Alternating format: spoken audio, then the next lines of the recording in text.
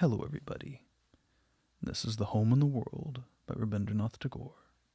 Chapter 3, Bimala's Story, Part 6. I wonder what could have happened to my feeling of shame. The fact is, I had no time to think about myself.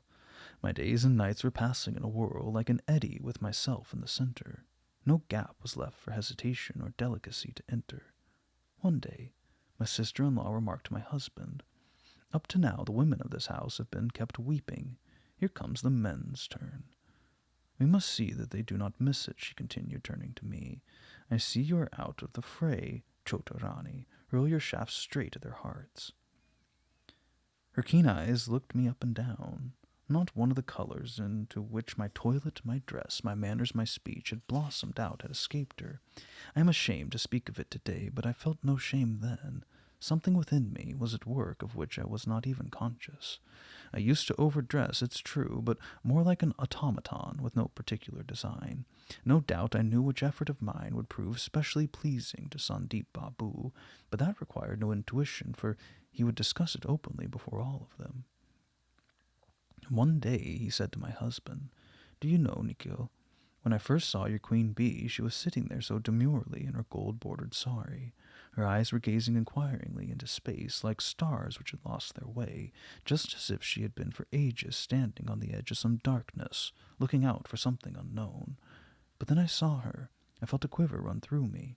It seemed to me that the gold border of her sari was her own inner fire flaming out and twining round her. And that is the flame we want, visible fire. Look here, Queen Bee, you really must do us the favor of dressing once more as a living flame."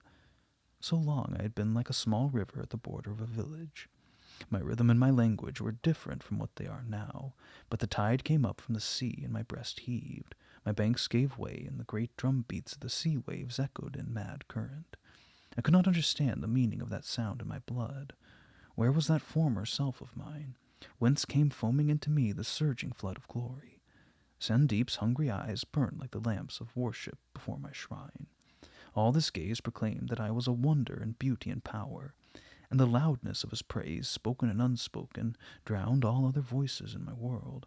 Had the Creator created me afresh, I wondered? Did he wish to make up now for neglecting me so long?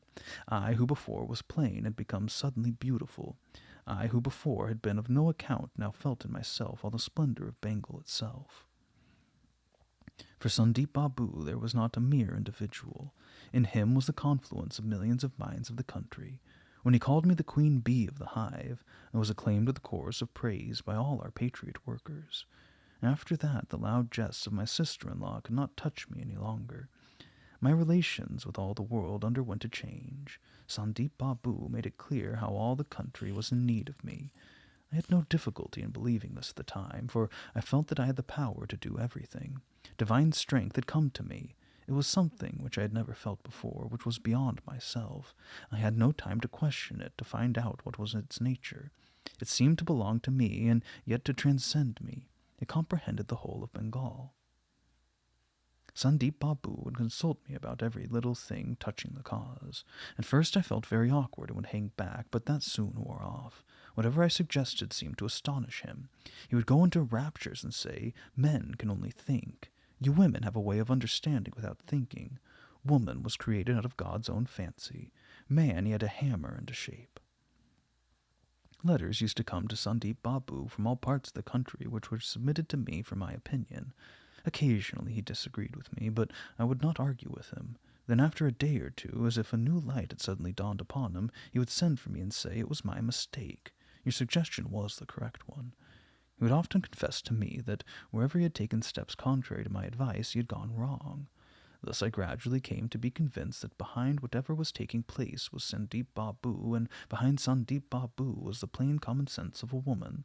The glory of a great responsibility filled my being. My husband had no place in our councils. Sandeep Babu treated him as a younger brother, of whom personally one may be very fond and yet have no use of for his business advice. He would tenderly and smilingly talk about my husband's childlike innocence, saying that his curious doctrine and perversities of mind had a flavor of humor which made them all the more lovable. It was seemingly this very affection for Nico which led Sandeep Babu to forbear from troubling him with the burden of the country. Nature has many anodynes in her pharmacy, which she secretly administers when vital relations are being insidiously severed, so that none may know of the operation, till at last one awakes to know what a great rent has been made. When the knife was busy with my life's most intimate tie, my mind was so clouded with fumes of intoxicating gas that I was not in the least aware of what a cruel thing was happening. Possibly this is woman's nature. When her passion is roused, she loses her sensibility for all that is outside it. When, like a river, we women keep to our banks, we give nourishment with all that we have. When we overflow them, we destroy with all that we are.